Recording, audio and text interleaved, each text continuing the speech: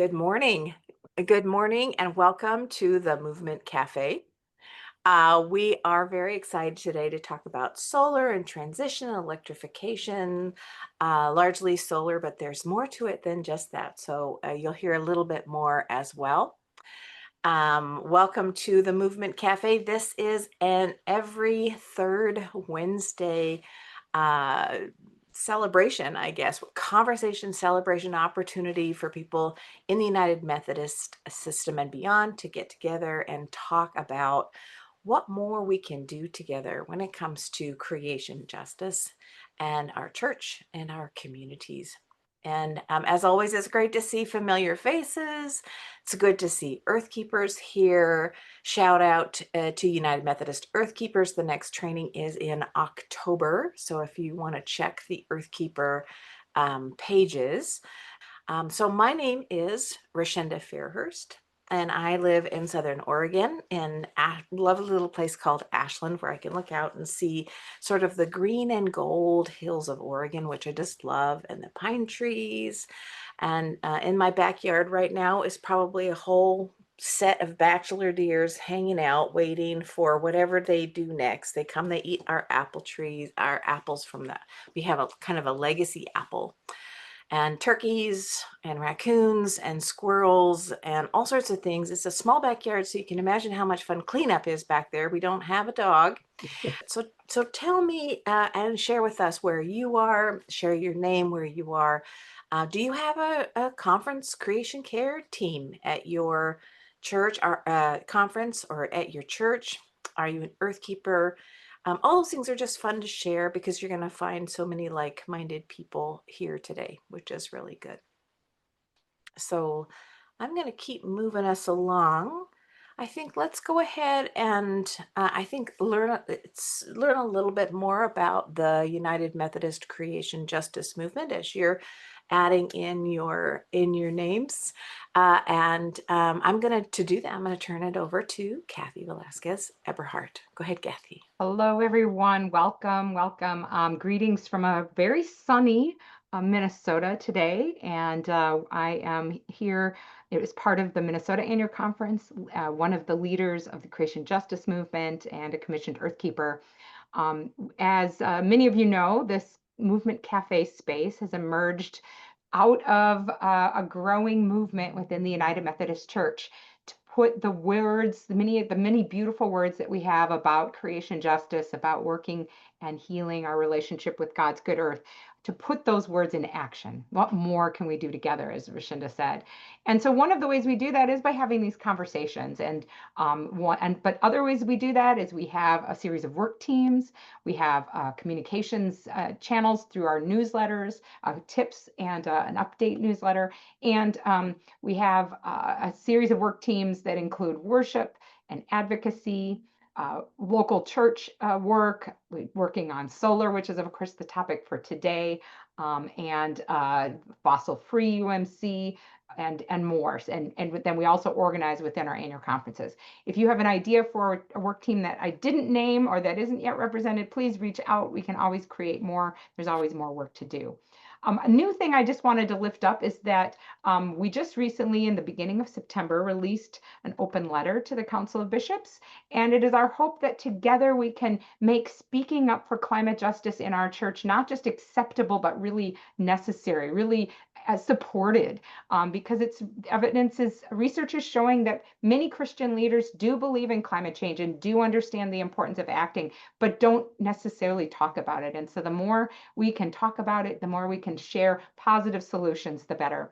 This is indeed a time of significant, unfortunate climate rollbacks, and yet there is still so much that is possible. And in fact, many are saying that within the climate movement, the shift to a more positive action of here's all that we can do. And this cafe is really part of that celebration for solar that comes along with the release of Bill McKibben's book, and a Sunday, which is coming up shortly. And so I encourage you and hope that you get encouragement from this conversation to do that really good, positive work together and in your communities.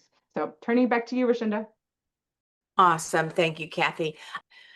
Okay, So I am pretty excited today we reached out to the United Methodist, Bill McKibben, and asked him, would you be willing to share a message or encourage us? Look, all the cool things we're doing, and Sunday is coming right up. And he sent a message for us to share.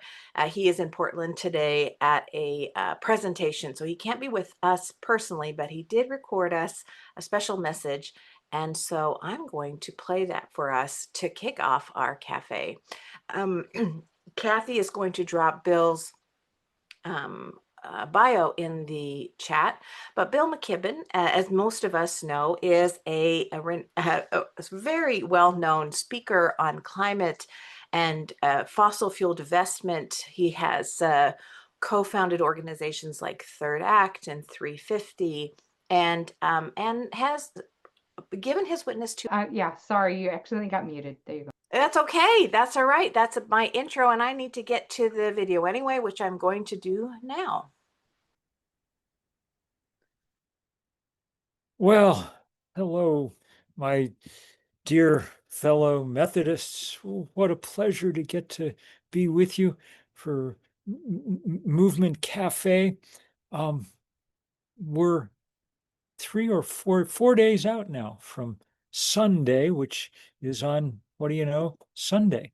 And it's going to be a remarkable day with people from around the country, including lots and lots of the faith community led by our friends at places like Green Faith and Dianu, joining in hundreds and hundreds of actions to bring home the truth that solar power, power from the sun and wind, is what we desperately need and what we desperately can take advantage of right now.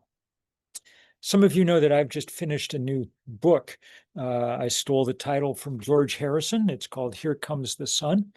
And it's the story of what's happened in the last 36 months, the almost unbelievable surge, finally, in power from the sun and wind, something we've been waiting for 40 years, but now is happening in part because good activism has demanded it. So many thanks to everybody who's worked on things like divestment, because they've really helped. And in part because the engineers have taken the opportunities opened up by that activism and made this power cheaper than any other power on this face of the earth. And so around the world, we're finally starting to see a scalable, not solution to climate change, too late for that, but a scalable way to begin knocking tenths of a degree off how hot the world eventually gets. And remember, every tenth of a degree moves another 100 million of our brothers and sisters out of a comfortable climate zone and into a dangerous one.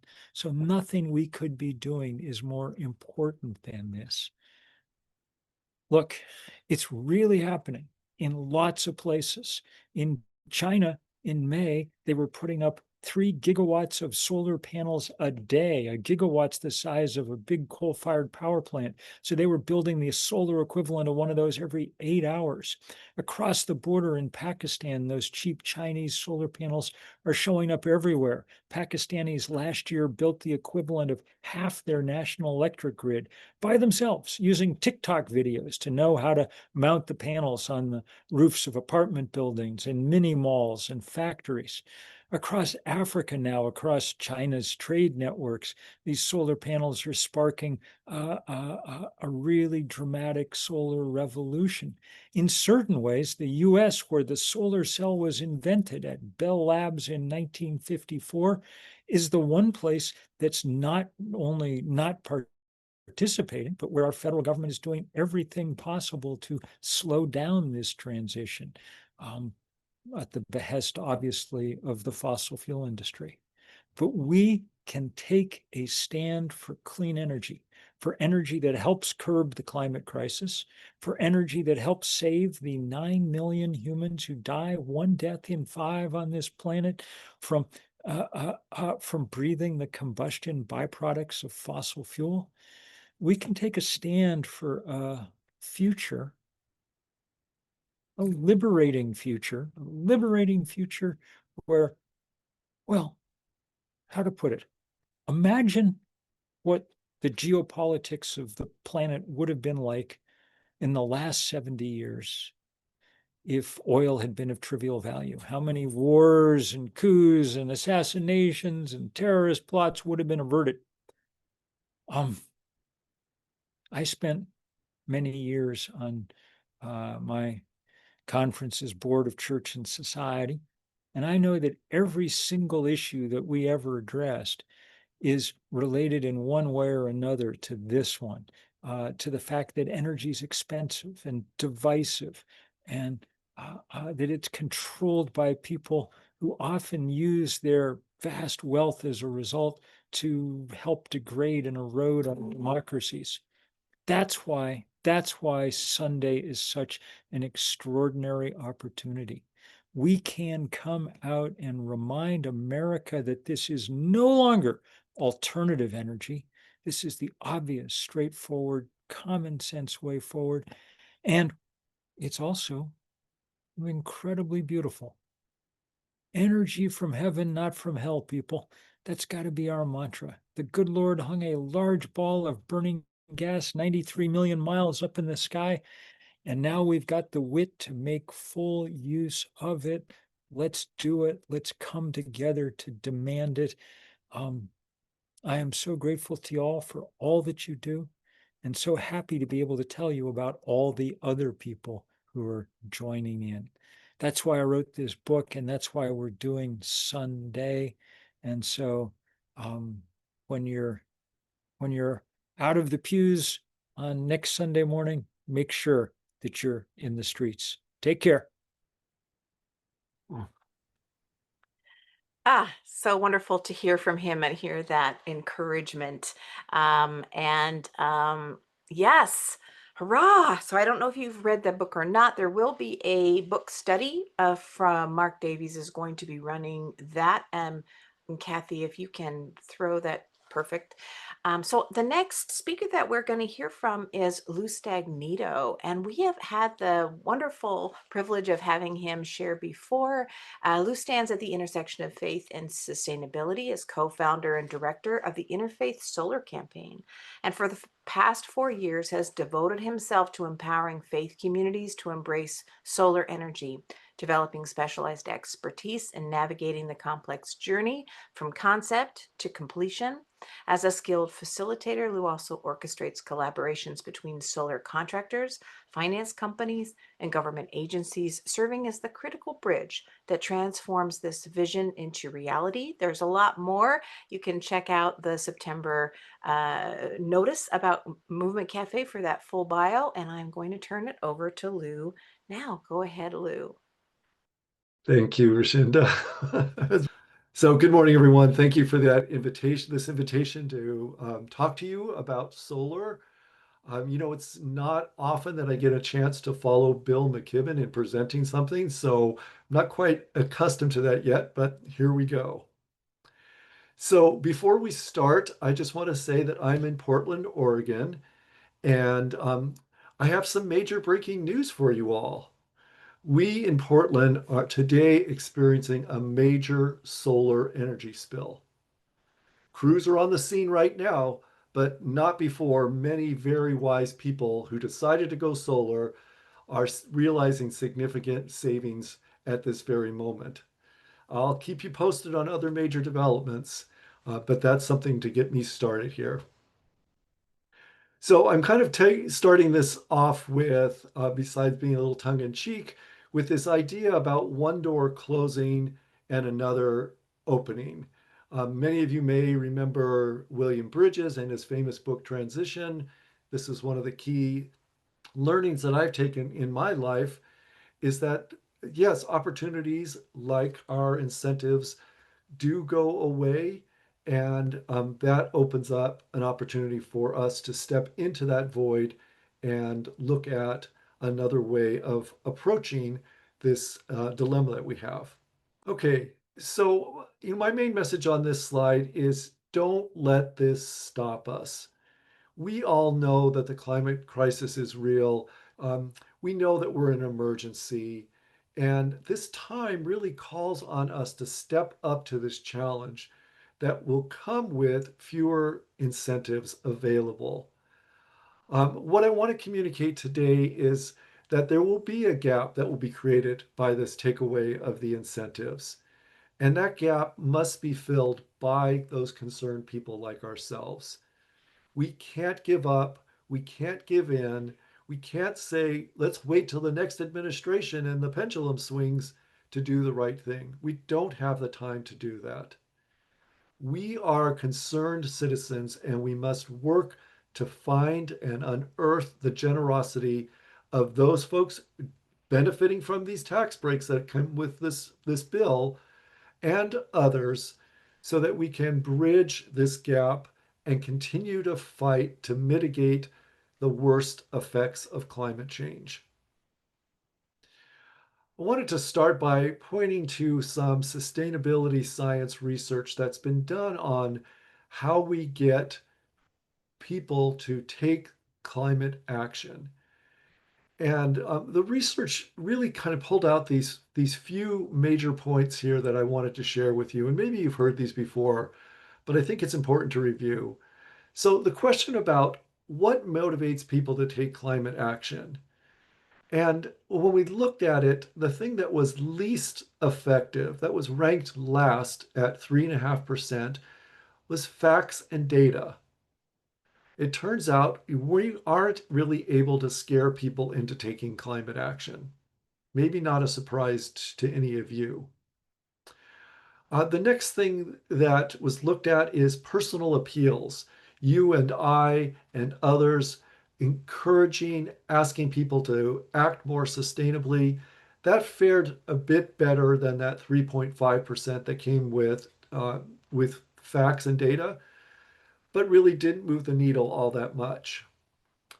What was also found in this study is that financial incentives, they performed relatively well. About 12% of people who were offered those kinds of financial incentives took advantage of it, actually did something about climate change, something tangible, maybe went solar or did other things, heat pumps, a number of ways. You all know there's a number of ways to impact this problem. But by far the most effective strategy was something that these sustainability scientists called social comparison. And social comparison was able to impact the behavior of about 14% of the folks. And these social comparisons really are about people's ability to observe the behavior of others within their social circle, within their circle of trust, and then compare that to their own behavior. Those comparisons could be passive, as simply observing a neighbor putting solar panels on their house, or maybe just receiving notices about their household energy use.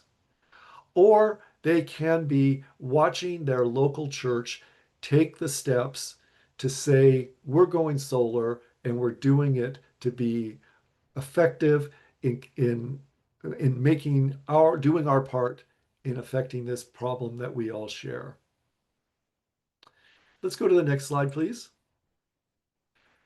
So one of the things that is confusing to many people, including myself, are what is happening on Capitol Hill with this latest big ugly bill that ended up taking away many of the incentives. I don't want to get into that. It kind of makes my blood boil, to be frank. But I do want to let you know that there are some ways of working with this, but working with this quickly is the key.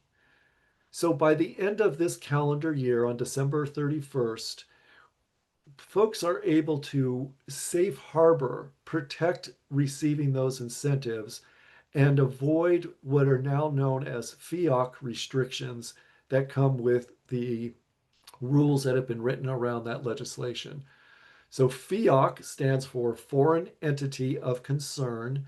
And basically, it's an attempt to take China, Russia, North Korea, and Iran out of the solar picture by not allowing, after the first of this coming year, not allowing components, panels, racking systems, any of those pieces to come from any of those countries. Now, we all know that China has been very effective in dominating the solar market. And so this is an attempt to take them out of that place. But there is an opportunity for those who are on the ball and ready to go to spend a little of the cost of going solar, and when I say little, between 5 and 15 or so percent before the 31st, and allow their solar contractors to buy the componentry that they need in order to meet their bid cost. The other thing is, after the 1st of January, folks will have until the 4th of July of next year, 2026, to complete their solar installation if they're not able to safe harbor. Now, one of the things that we are finding are that a lot of contractors are really full, meaning people are trying to get in under the deadline, and they're also having a difficult time sourcing the materials to do solar from domestic uh, producers. So we really are in a hodgepodge of characteristics for how we might be able to go forward. But there is an opportunity if you and your church want to get started. I encourage you to do it as soon as possible and to work with those people like myself who can help walk you through that process. So that's all I want to say about that right now. If you want to talk more about this, please come to the smaller group that we're going to have later in the program. Next slide, please. So I'm going to go quickly here. My main message is don't give up. Doubling down means let's not rely on the federal government at this point. They are in opposition to continuing the growth of this industry. Let's lead and not whine, and find a way to get folks in your sphere to help fill that gap when those incentives go away. I tell everybody, talk to your billionaire friends. They're going to be making a lot of money off of this bill. And I say that tongue in cheek because, of course, I don't even have a billionaire friend. But if you do, talk to them. We need to get those resources. Next slide, please. I wanted to speak really briefly to how solar is doing. Bill McKibben spoke a little bit to this. In this year, solar and wind accounted for 91% of all new US power generating capacity. That's incredible. It is dominating the energy industry. In the first quarter of 25, solar accounted for almost 70% of all new generating capacity. And in 2024, just by comparison, 66% of all new electricity generation came from this source. Next slide, please. So, are we alone in making strides towards solar dominance? Again, Bill spoke briefly to this. The US is about second or third globally in capacity additions from solar, but that represents about, well, let me just say, China has about 7 to 8 times more solar capacity than the US in 2024. India, um, Brazil, there are many countries who have jumped on this bandwagon and found solar to be an incredible resource. So please know that you are not alone. We are not alone. This is happening worldwide. Okay, last slide. If you need help, and I'll tell you that what I do as a solar consultant and developer is I work on walking church communities through the process in order to get solar. I would be happy to work with you and talk to you. Here's my contact information. You can reach out through the website interfacesolar.org, or you can call me directly. I want to help. Our people on my team want to help, and we'd love to hear from you. So thank you for your time and attention today. Awesome. Thank you, Lou. One thing I want to flag real quick, because we put solar on a house this year, woo, is that this is a tax credit. So specific way that you get this tax credit talk to your accountant. That's a really important step. And I see Lindsay's like, oh, she knows about these things. But do talk to your accountant, please. Don't take it from me. And speaking of Lindsay Reddy, she is here again. Remember from last Movement Cafe, she was this like teaser, wonderful, energetic person who just worked real hard and was sort of led her conference to getting solar on their conference offices, in their conference offices, which I know a lot of us dream about doing. So I want to introduce her very quickly, and she is going to be our next presenter today. Lindsay is a lifelong member of the United Methodist Church and serves as a staff accountant for the Missouri Annual Conference, where she has worked for nearly 8 years. In addition to her financial responsibilities, Lindsay is deeply committed to environmental stewardship. She has supported the conference's sustainability efforts through partnerships and many other ways, and is taking Earthkeepers training in October. So that's pretty exciting. So, Lindsay, I'm going to turn it over to you. Perfect. Thanks. I'm going to set my timer or else I'll talk way too long. Like she said, I'm Lindsay and I am at the annual conference office in the accounting department. So I help a lot of the local churches in Missouri navigate budgetary issues, payroll issues, IRS issues, anything that you can imagine. Oh, anything I say is not tax advice. So, to speak on the direct pay versus the tax credit, we have solar on our house too, and it is a tax credit for your house. For the Missouri Conference, since we are a 501c3, a religious organization, we actually received a check from the IRS for our rebate. It was considered a tax overpayment. And since we do not pay taxes, we severely avoid UBIT and filing the 990T at all costs. The entire thing came back to us in one check. So I just wanted to throw that out there. So probably the hardest thing to do is to get the board of trustees that own the building and the finance and administration, those two boards, they both have to agree because one owns the building and one owns the money. And you have to get buy-in from these people of all different walks of life and all different beliefs, political, fiscally, environmentally, everything. So local church property has to be owned by a board of trustees. And the Book of Discipline suggests not fewer than 3, no more than 9, and at least 1/3 be lay women and at least 1/3 be lay men. So I'm going to give you a rundown. I did my research because I had to get the trustees on board first. We have a lay person from a big church in a big city who's an attorney. So my husband's an attorney. Okay, so I kind of know how he's going to think. Then we have a lay person from a big church in a big city who's a retired banker. I can make assumptions about what he's going to be thinking about, what he's going to want to know about this project. We have a clergy woman from a large church in a large city. We have a lay person from a medium church in a big city who's a second career pastor who started as an attorney.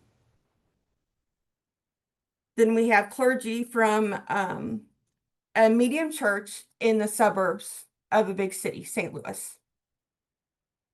Then we have a lay person who's a pastor's wife in a very small community in a very small church.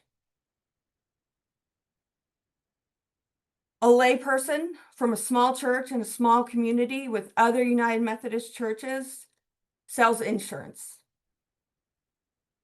And it just goes on. We have one layperson who is from a big church in a big city, but she's a creative person. She's a singer, songwriter, author.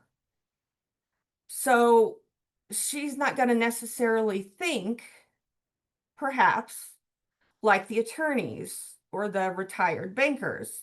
Um, and then we have one of our district superintendents. We have my boss, Reverend Nate Berniking, who's a second career pastor, first career attorney. So we have a good mix of small churches, big churches, suburbs, small towns, women, men, all from different backgrounds, second career pastors, first career pastors. What can I find that these people can all gather around? Well, I know for the clergy, specifically for United Methodist clergy, we can look at our social principles, our new social principles from 2024. The first page where it talks about them, page 9, community of all creation. Creation in peril.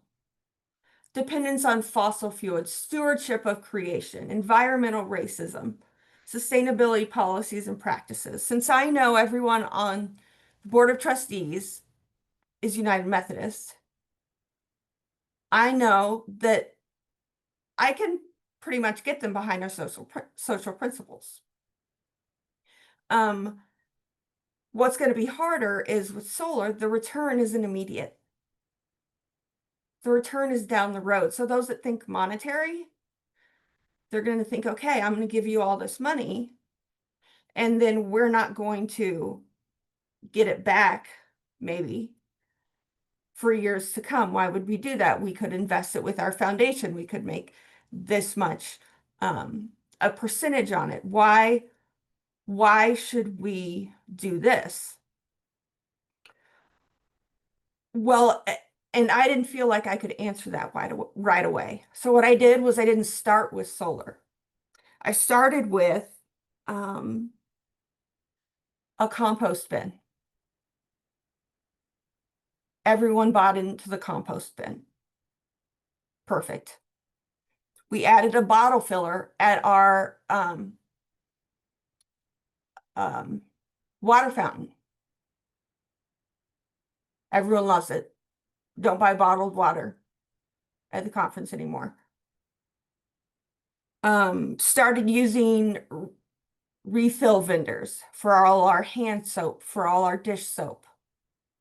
Just making little changes here and there. Then I jumped a little further, changed all our lights to LED. So that was $15,000. So I felt like that was kind of a little test. Like, oh, well, we're going to give her a little bit. What's she going to do with it? How disruptive is it going to be? Went great. So now they trust me. Not just as an accountant, but as a project manager who cares about one of our biggest assets, which is this building. So now I have their trust, which is the hardest thing to get sometimes. So then I go in with solar. And I went in with bids, I went in with charts.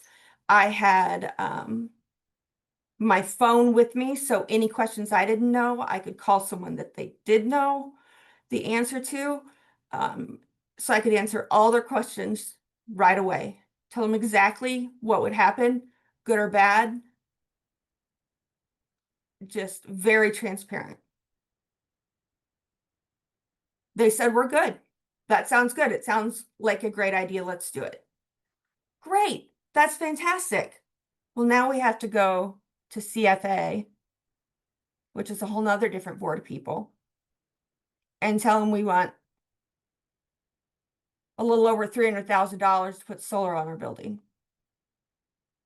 And then I'm going to tell them that I think I can get it back. And that then if I think correctly and I do get it back, do we then trust the government to give it back?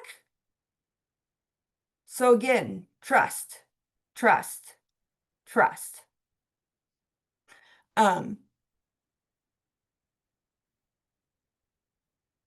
in the end, it worked out. We paid just over 300,000 for our solar system. We got a rebate from our city. We have a very generous rebate system from our city, and we qualified for the federal rebate, which was a check back. So it all worked out.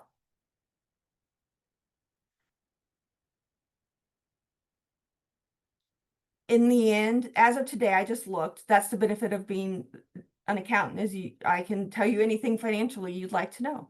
I just looked at our bill, our electric bill. We currently have a credit of $993.66 that we'll use when we're not producing as much solar. I make sure my boss says how much our credit is at every trustee meeting. I make sure that he tells them how much solar we're producing. They might not know what that means. They might not. I don't really even, I have solar on my house, so I just know if the chart goes up, then that's good. But I keep them in the loop. Their investment is paying off. It doesn't stop when you get it installed. We have another church who, instead of going the federal rebate route, is doing a campaign and is asking people to sponsor a panel. Who wants to sponsor one panel? And they're slowly getting all their panels sponsored. Slow and steady. It's about the end game. It's not about the now.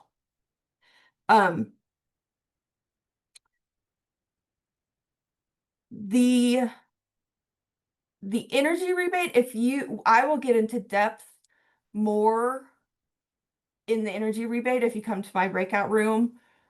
Accountants can get a little bit dry with their topics, and I don't want everyone here to log off. So my breakout room, I will get more into that. The cost to sponsor a panel depends on a lot of things. We have one church that their electric company only allows them to replace 30% of their total electric consumption with solar. So since they knew that ahead of time, then it was attainable sooner. So how much it cut, you really have to go out, you have to go get those bids. And you have to not just get bids, you have to get recommendations from other local businesses and people who had these companies put solar on their houses, because there are fly-by-night solar people, just like there's fly-by-night anybody. So that's part of your stewardship job when you take on a project like this. I have 1 minute left. I have so much information. It crossed paths with our building manager. It crossed paths with past board of trustees who picked out the original ballasts and the original look of the inside of our building, because now we had to add some stuff. It crossed paths with our accounting team, because now we have a fixed asset that's crossed fiscal years, which if you're not an accountant, that can be a nightmare, especially if you're getting money back and you don't know what to value it at. So it really involves everybody. You just have to get permission and you have to gain that trust. And then after you have that trust, maintain the relationship so they don't ever regret it because it's the right thing to do. Let them know that they made the right decision. Thank you. Okay, Thank you. Oops, are you done? I my alarm went off. So, Perfect. Okay. Can I introduce Jay real quick? And I want to make sure folks get a chance to uh, I've had a few opportunities to talk to Jay and really talk about trust building. He sort of brings this sort of trustability with him, sort of very grounded in this, very careful with um, uh, just sort of presenting what's kind of real, just like Lindsay is able to do, right? Just kind of break through some of that challenging rhetoric and just sort of be present to this is what it kind of looks like, and these are the things we can do together. And so I'm really, really grateful for those models of how to communicate this stuff.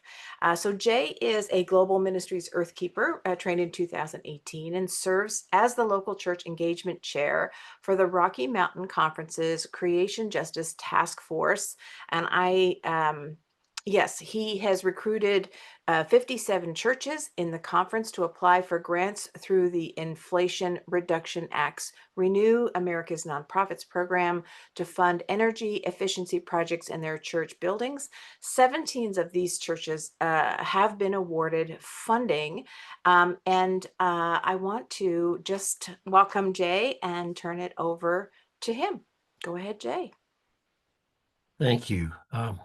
Also going to use a timer on on my phone here. Um, I've been asked to share a story with you today. Um, a lot of people think we're facing this Inflation Reduction Act apocalypse, and that's one way of looking at it. But we probably need to look at life after the Inflation Reduction Act. And I think I can help you by sharing you our story of our church, which did solar on the roof of the church and an EV installation before the Inflation Reduction Act was ever reality. Back in 2009, we installed a 23 kilowatt system on the roof of the church gymnasium. It was about 100 solar panels.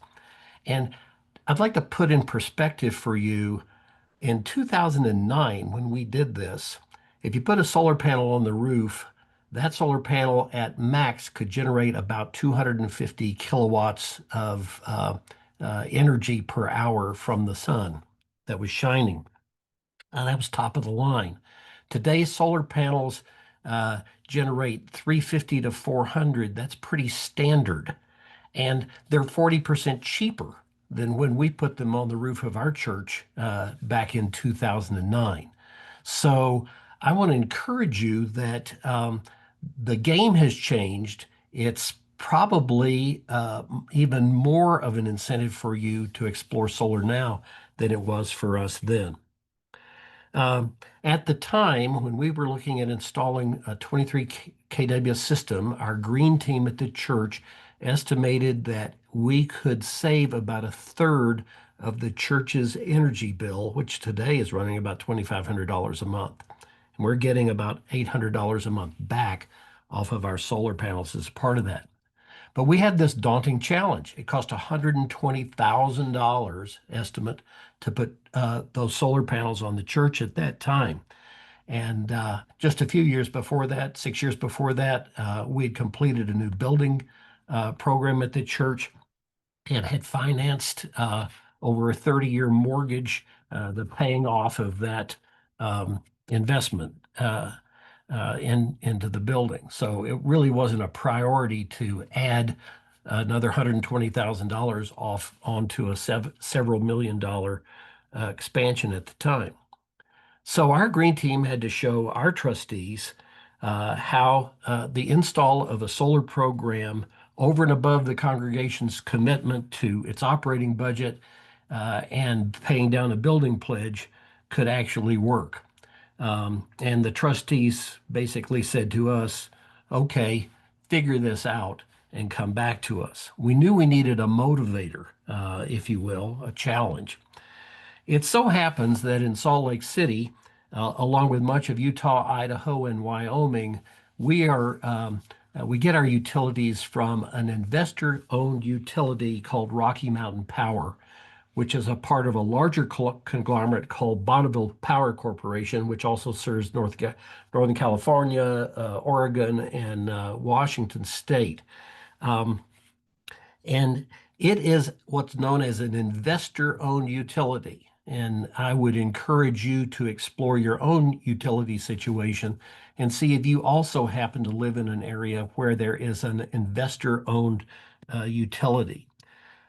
Utilities that are investor-owned are run by or governed by public service commissions, which are state agencies. They help set the rates. They ensure that those investor-owned utilities will make a profit, and they encourage investor-owned utilities to respond to the voices of the people and what they're asking for. And here in Utah, a lot of people have asked for renewables. So Rocky Mountain Power gives its customers a way to encourage renewable energy as a part of its total mix of sources of energy through voluntary contributions with a program called Blue Sky. The Blue Sky program lets me or anybody else that pays our utility bills to make a voluntary contribution each month into a pool, and then Rocky Mountain Power determines how those renewable energy projects are actually going to be funded. So our green team, aware of that program, we were encouraged to apply for a Blue Sky grant as a part of our effort to come up with some money that would let our trustees know we were on the right track.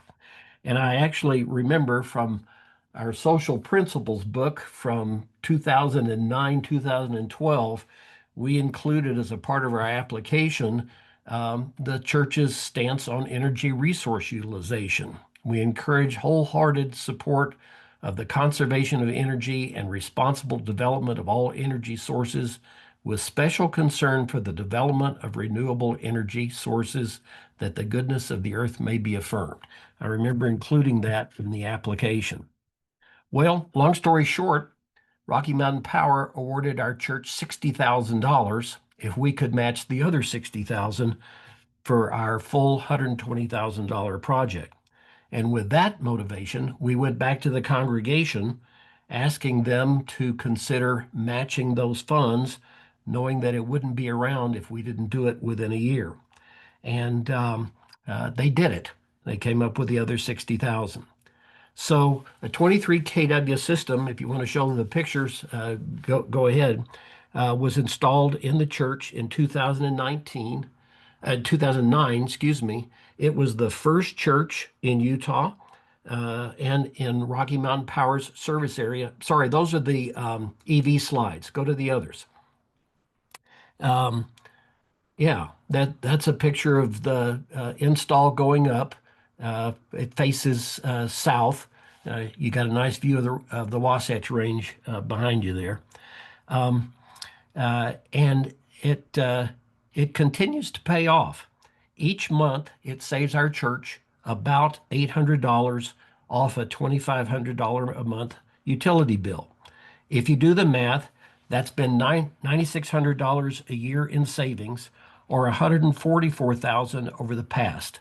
So since install, we've paid for the church's original $60,000 investment more than twice. In other words, we now have $9,600 a year to put toward mission and outreach instead of paying it toward a utility bill. It was the right thing to do on so many levels.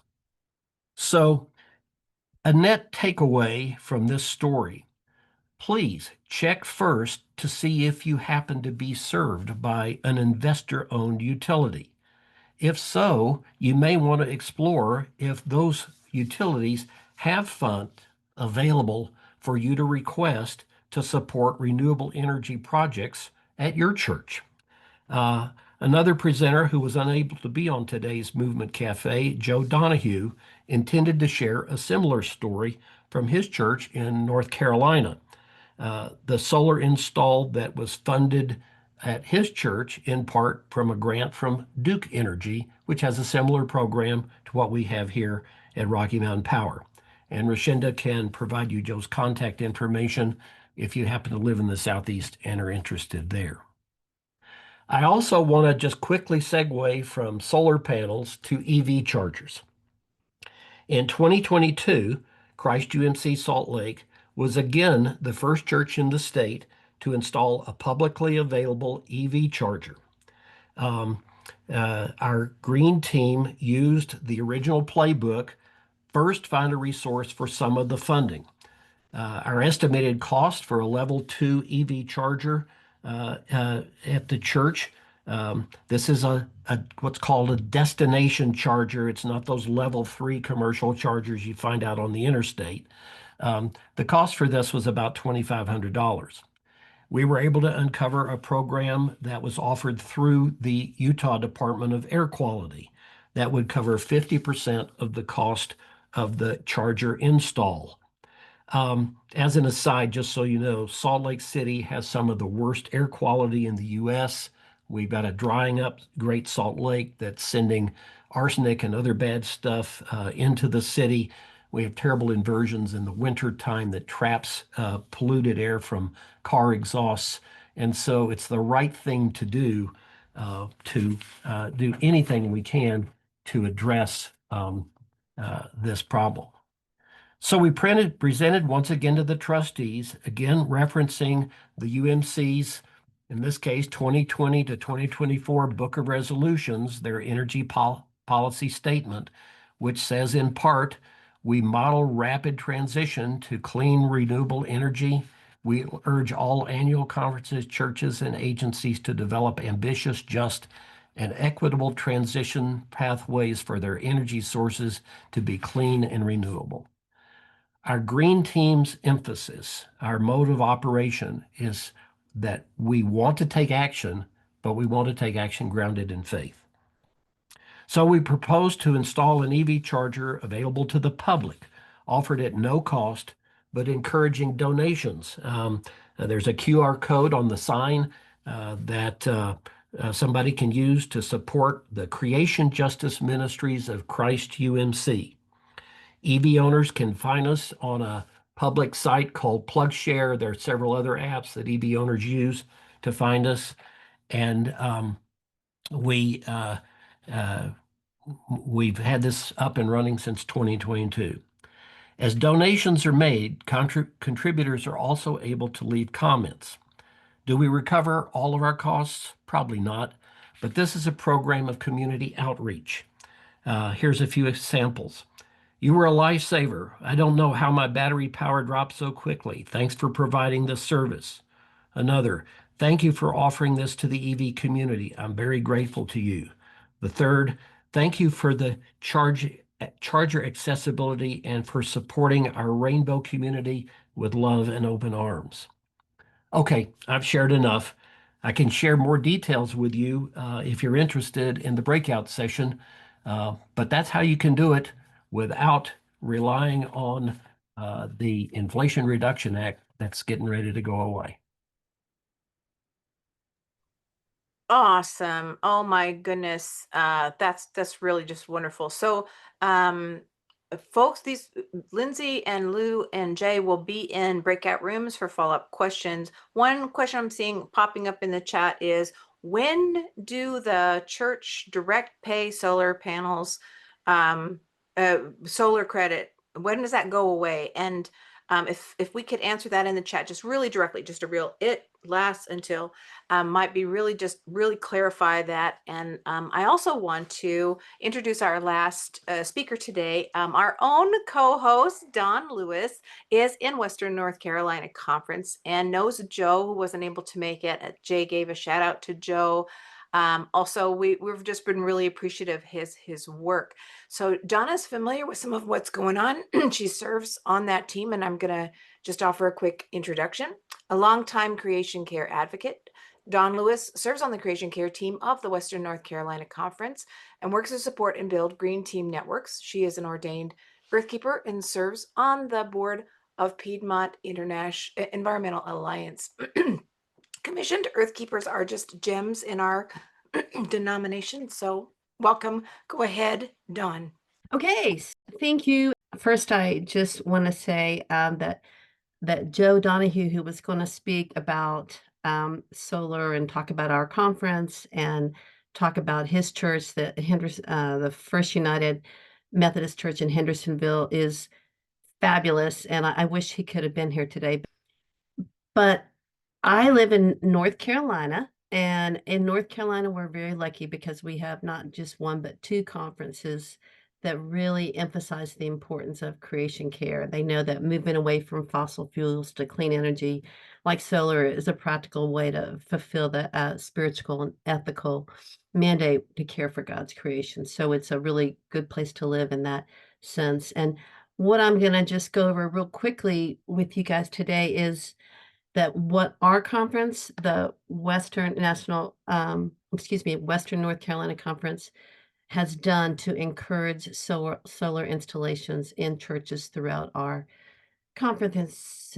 So, one of the things that we've done, of course, which everybody probably does as well, is we've really tried to make the most of all our communication tools to reach out and let people know about solar, especially with this tax credit that unfortunately is going to expire at the end of the year, to educate congregations that guess what, churches are now available to get this. And we do that, of course, through social media, through newsletter articles, monthly meetings, and with that we would provide resources like, here's how you can get a free energy audit, here's how you can get a solar assessment. These are good partners to work with. This is where you should go, because understanding that it's kind of overwhelming for local churches to really have to go through the process of installing solar as much as they may want to do that, and it is kind of cost prohibitive too. So funding resources are important. And as Jay alluded to earlier, there are still some that are available. Duke Energy does still provide some rebates and credits to allow us to do that. And one of the things that I did myself, which could be done with churches, is we had an organization that came through town, so to speak, called and they were Solarized the Triad. And what they did was they tried to pull together and encourage as many businesses and residents and so forth um, to go solar. And if they did that, they helped them get a discounted solar provider and work together to kind of help them go through all the processes and negotiate the outcomes. And so that was really helpful. So what we did, my Green Commit, my church, is we actually opened up the doors to all the churches in the community to come and learn about how to solarize the Triad, and to tell them how successful had it been at certain churches and how they could follow up with that. And that actually, we really did manage to encourage some churches to do just that. So that was really helpful. The conference itself also, during the time, as we know, the tax credit is expiring, but they offered up to $3,000 to cover the professional fees for filing for that IRA tax credit. So that was very helpful to churches. And they also the other thing about the Western North Carolina Conference is that they have their conference center does have solar panels. So we're not just talking the talk, but actually walking the walk. And the building itself is gold LEED certified, so they don't really have much of electricity bill or a carbon footprint. So it's a great way to kind of say, look, we're doing it, and this is how wonderful it's been for us, and we encourage you to do it too for all the right reasons. So, and because of that, there are, of course, we also have two members on our team that actually got their churches, Joe and another guy named Ralph, who both their churches are in Western North Carolina in the mountain area, in Hendersonville, which is where Joe's church is, and Bryson City, which is where Ralph's church is, are kind of in the middle of the mountains in North Carolina and are not the kind of places you might think that you would go for solar, but they have pulled it off. And I wanted to show you really quickly if I can. As Dawn does that, I'll just jump in to say we will be moving to breakout rooms after the photo share, and that the way we do breakout rooms here is you get to choose which room for a little bit of extra conversation, a chance to share, and Lindsay and Lou and Jay have all generously volunteered to be part of each breakout room. So when I launch breakout rooms, you'll see their names there: Jay, Vestal, uh, and or Lou and or Lindsay. Okay, there it is. Oh, Okay, wow. so yes, here it is. So you can see our conference building with the solar panels, and then right next to it, that is like an aerial drone shot of Joe's church in Hendersonville, and I can show you another picture of his right there. So you can see they went full out. They have all their buildings covered, and they've done a phenomenal job. And I think they have are saving all kinds of money, and of course are just a beacon for all those in the Hendersonville community to see what it's like and how successful you can be with solar panels. And then here's Bryson City, and you have to know Bryson City is like 1,400 people live in Bryson City. It is not a big, by any means, any kind of urban area. It is a very rural area, and they've got their solar panels. You can see them there.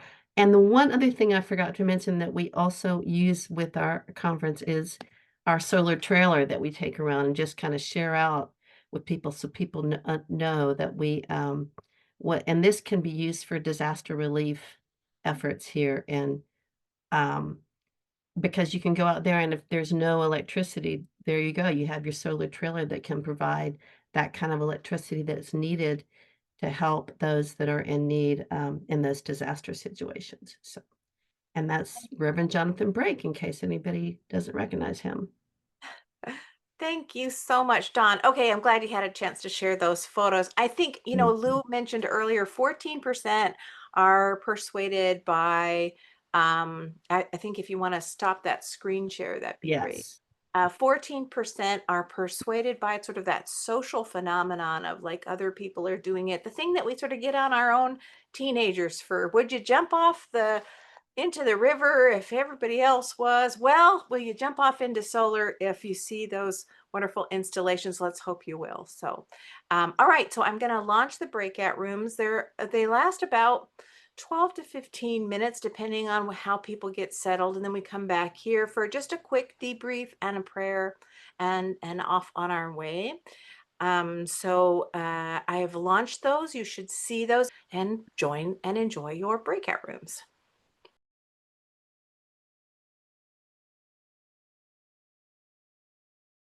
Hello, everyone. Welcome back from the breakout rooms. Great to see everybody. Boy, I hope you feel nourished by the conversations, even as it seems like the pathway has a lot of stepping stones. You still get to be right in the middle of that river and smelling the pine trees and resting on those rocks as the river water splashes up on them, and all those good things that we really want to put forward in as we dream of this restored creation.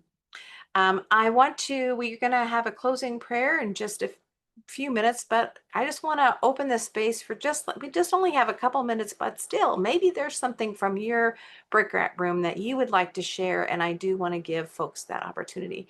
If you have the raise hand. Oh, I go ahead, promised Christy.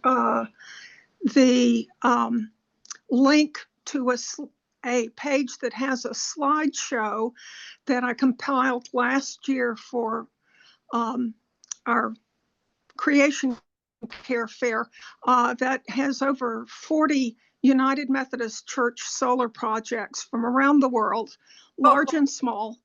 And Wonderful. So that link is now in the chat. I think that I'm not sure it made it to the full chat. Sometimes it'll go into the room. It's right You above see it? mine. Yep, it's right above there. So I Okay. see it. Great. Perfect. Thank you so much. That's great. Um, that's very exciting. In fact, send it to our bishops. Actually, our bishops, I think that everybody's heart is in the right place, right? So I think I'm excited for the way the letter has been received for our bishops, and for the next steps that we'll all be taking together. Okay, so anyone else want to share something from their breakout room?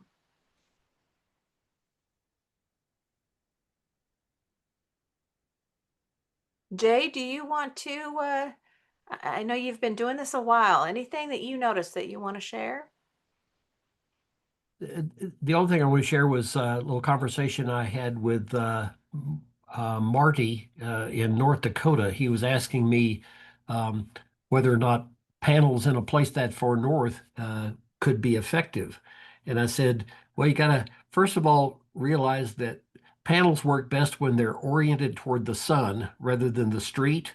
And so you want to make sure that you've got a great south-facing angled roof that will help you out.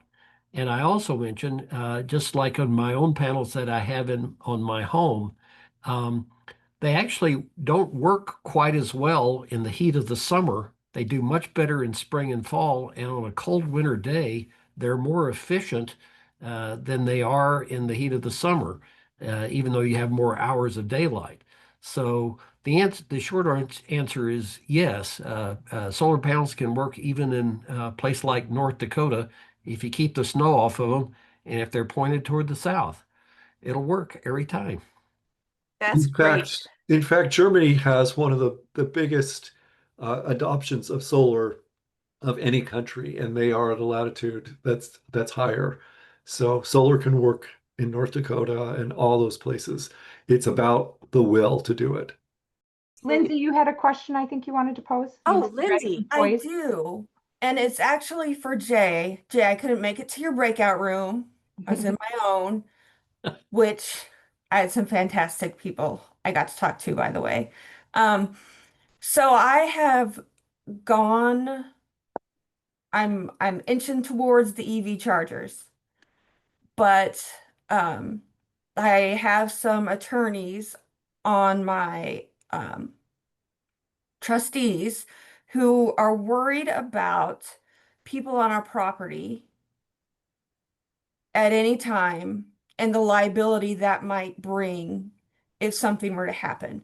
Did you ever have that um, issue brought up when you put your EV chargers in? And No, how did you overcome no, it? we didn't. Our church is on a pretty. In fact, I would encourage you to go to the website plugshare.com. Uh, they have an app, Yeah, I and have electric cars, so I use PlugShare a lot. okay, well, just plug in Christ United Methodist Church, Salt Lake City, Utah, and you can see where our chargers are located next to the sanctuary, um, Hmm. close to the front of the lot, off of a main thoroughfare that the church is on. We do have a security camera there. Um, Okay.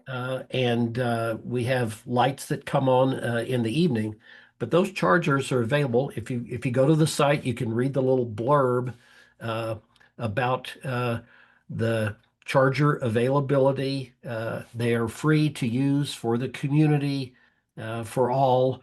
We Hmm. encourage donations to support the creation justice efforts of Christ United Methodist Church. Hmm. And you can use a QR code that's right there on the sign to make a Hmm. donation. We made about $1,000 last year. We think we might have spent about 1,800 to 2,000 in energy use from the use of those chargers. It's we have one charger that has two cables, Hmm. and those two cables, if two cars are plugged in at the same time, they're sharing the charge. So they're Yeah. getting three or 4 kilowatts uh, each out of a 6.5 kilowatt um, charger. Well, you don't Okay. want to make money on it because then that's you bit. Yeah. So you're doing Okay. good.